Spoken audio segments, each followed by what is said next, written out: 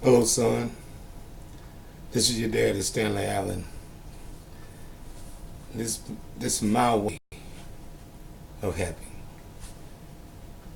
For the last 38 years, I know I've been out of your life, chasing this dream. The poem, Little Jeffrey. Ever since I got struck,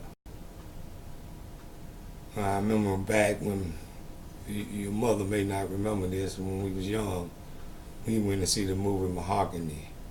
I guess that's when I got the bug, seeing Diana Ross and the song Wherever You Go. That song inspired me.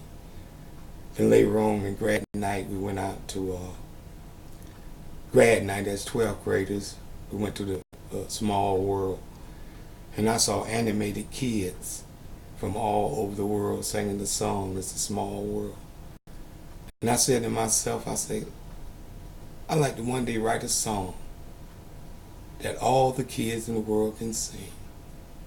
I'm just an 18-year-old kid, just with a dream.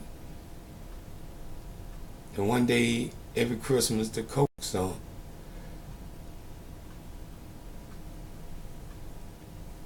And I said, I'd like to write a song like the Coke. They used to sing it every Christmas, the Coke song. I always was a dream, always had felt like something was special. I had something special to offer the world. So one day, it was Killing the Kids Atlanta. I was in Nashville, Tennessee. And I watched it every day like breaking news. There'd been another child killed in Atlanta, Georgia. And I was working for a Nashville Bridge Company at the time. I was a welder. And I had this co-worker used to pick me up. He'd come around and pick me up we had to be to work at 3:30. He'll come around by 2 o'clock because we had a cafeteria on site, at the plant, on the yard or whatever. Lunchtime, breakfast, dinner. But anyway, let me speed the story up due to time on this video. And one day, at one particular time, I saw they bring this kid out of one of the victims. His name was Jeffrey, I believe, Mathis. I think he's about the 11th victim, and it caught my attention. It brought tears to my eyes. I said, I felt like in my heart, I got to do something. So I went out that day and I said, Spears. I told Spears he came to pick me up that day. I said, what? I'm going to write a story about the Atlanta child murder. He said, you can't. You're in Nashville. How you going to write something about what I did? Ever since I done that, I followed that poem. I saw the magic in it. I followed. I didn't know it was 38 years. What caused me to publish a poem in April 1981, leave my job in September of 1901, searching for entertainment career, which I had never been. But let's just jump up the years. 7 years after that, I didn't know I went to the island of Bermuda. And I was out there fishing. I saw a rainstorm coming across the ocean. That's my testimony right there on the video. You see my collateral. That's a testimony. Beside my resume, you see return something, so that's my resume. I'm asking for whoever I get, or whoever I the mentor, whoever take care, got to pay all the expenses. Anything I want. I always dreamed of this. If I walk in your office and you decide you want to roll with me, intriguing that Stanley with a miracle, I have a miracle. But let me get back to the story. Here's my bank account at the top, those who want to support it at the top. And believe you me, this is no joke. We got a serious problem in America. And this will solve that problem. But let me get back to the story.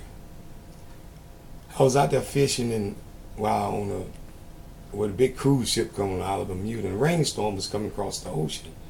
So I was catching big fish, but I waited and I got wet. So it was storming, so I just put my fishing gear up, put my fishing line, fishing with a hand line, and start walking home. On the way home, I thought about those 7 years when I went for it, and what was going on in those 7 years from September of 1981 to 7 years later. I didn't know it was 7 years to this September that I'm thinking about. So I was thinking about how beautiful the island is, how the wonderful the Bermudan people is. And I came to myself like the prodigal son. So what am I doing? That's all I think about this poem. This poem done took over my life. So I asked a question as I was walking along. I said, hey man, I don't know who you are. They say it's a God upstairs. I don't know. Atheists say you don't exist. I don't see nothing. I don't see nothing, but they say you exist. But I'm going to ask you a question here.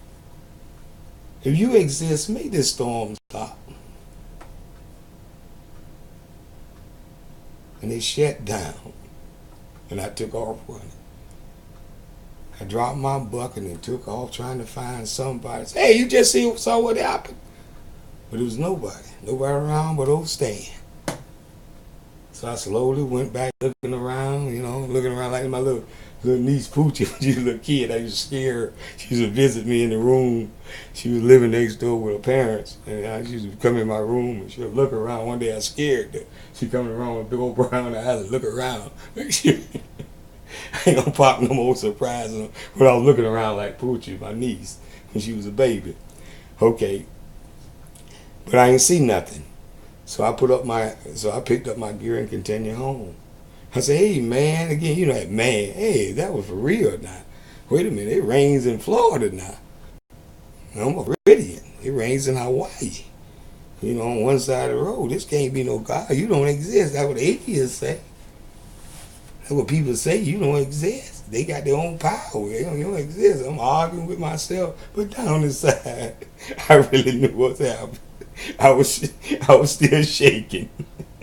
That sudden storm could shut down. But anyway, so I said, hey, but I forgot to say what I said the first. I was following the poem. Excuse me, I'm nervous and I'm trying to say this here on video. But I was saying, hey Lord, if you want to bring the plight of missing and exploited children all around the world to global attention, show me a sign, make the storm stop. That's what I said, to make the storm stop. Show me, make the storm stop.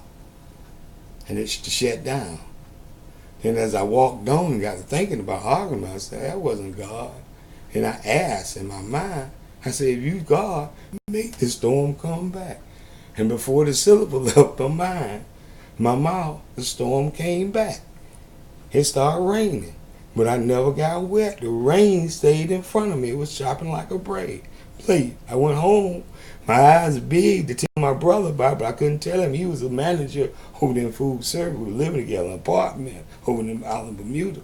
So I put up my fishing gear in the ice box. I put up my kit, and I went outside and it started raining in my face. What does that mean? So for the last, since 2008, that was 1988, and I just celebrate my 30-year anniversary. This is the miracle.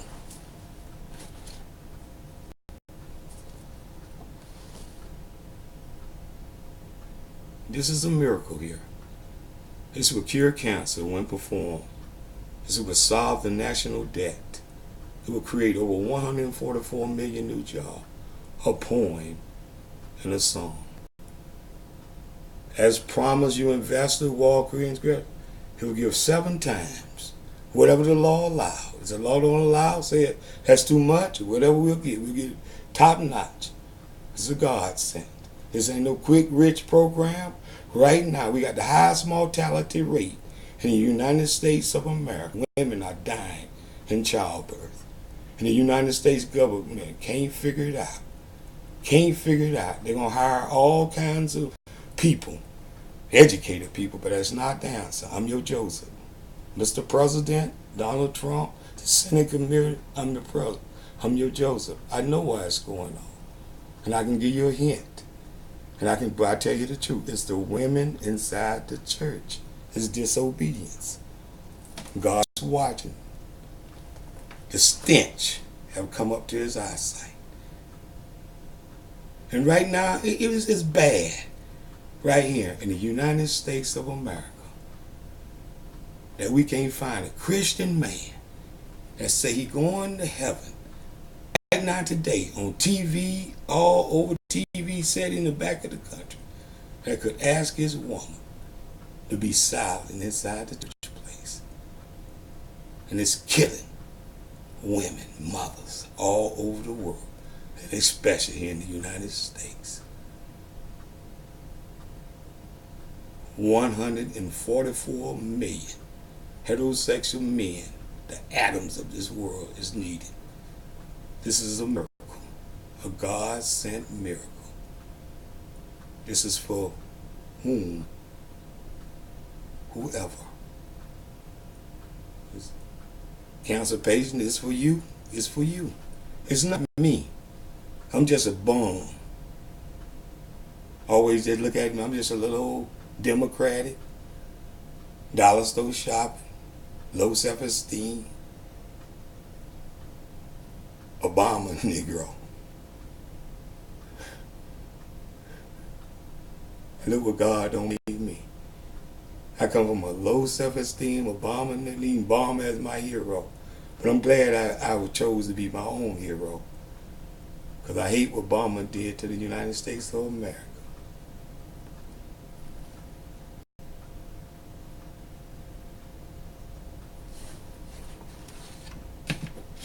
And back here, this is my testimony. This is my resume. Testimony, resume, production. No man. This is my talent. This is what God gave to me. This is what was given to me. And like I said, those volunteers you can support. It costs $1.5 trillion as a production.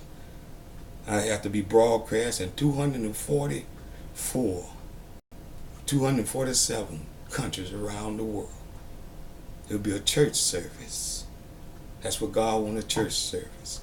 And he want to name it 1 Timothy chapter 2 verses 1 through 15. That's the name. 1 Timothy chapter 2 verses 1 through 15. You got to believe that. You got to be a believer of that. That this is the problem that America is suffering with. This is the problem. Congress. Here's my resume. No, the Pope can't solve it. All the genius in America and the world can't solve it. Certainly not the preachers. Not one. Not one can solve this problem. This is a problem made just like Jonah. This problem made for Stanley Allen. My number's around. Son, thank you.